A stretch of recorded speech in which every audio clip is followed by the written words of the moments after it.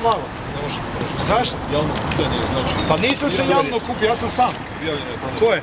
Ja idem sam. Ja vas molim da... Neću otići dolje zato što imam pravo proći. Nećete ne proći. Okej, iću s druge strane. Nećete ne proći. Ko kaže? Ajmo napiti problem tamo. Ne, sa okolo, kroz Tuškanec. Zašto ne bi smio To je proći? vaša stvar. Okej, da im damo da... Idemo kroz Tuškanec. Možemo ovo vaše osobno? Daću osobno, samo malo. Molit ću vas lijepo vaše osobno. Daću osobno. Možete pridržati zastavu. Ne, hvala, molit ću vas vaše osobno. Vam se zastava ne sviđa. Molit ću vas vaše osobno još jedan. Daću. Možete malo pridržati zastavu, s obzirom da njima se ne sviđa zastava. Pa je rekao da im se ne sviđa. A neće držati. Tu se stane druga. Ja ne mislim da se ne sviđa. Sve tači.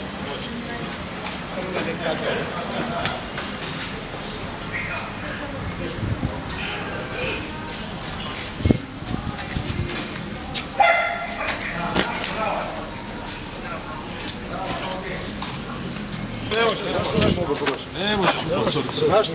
Ne možeš proći. Zbog čega ne mogu proći? Morate reći razlog. Jer ovo javni prostor. Jer sam ja sama osoba, jedan. Znači imam pravo proći. A vi me uhitite ako... Ne možete proći, gospodine, ne možete praviti scene, ne možete... Zbog čega ne mogu proći? Zbog zastave ili inače? Zato što imamo takvi zapravo.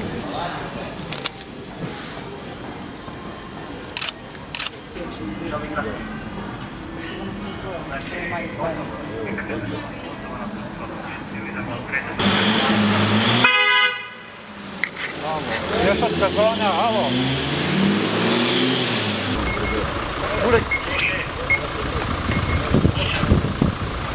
I u svoje domovine ne možeš proći. Znači ne poštujete ni ovaj stil.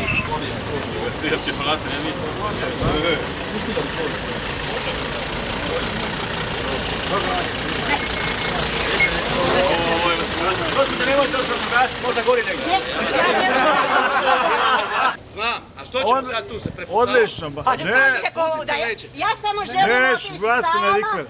Dođu, dakle, je Branimir došao. Lijepo, baš se ponosim vama jer ste primate državne mirovine i... Ko ima mirovinu? Ja radim. Koje majku ti ljubim, mi smo ti stvorili tu državu da se ti voze čovjeke. I mi smo ti državni Vozite tako pametno. Evo, stvarno vozite. Kad si genije, onda vodimo do znaš vožu nikog. Sad kad si genije. Ne bi ni ovaj posao Ja radim, ja imam 3800 kuna mjesečne plaće. Ne u Evropu, ili hoćemo svoju državu.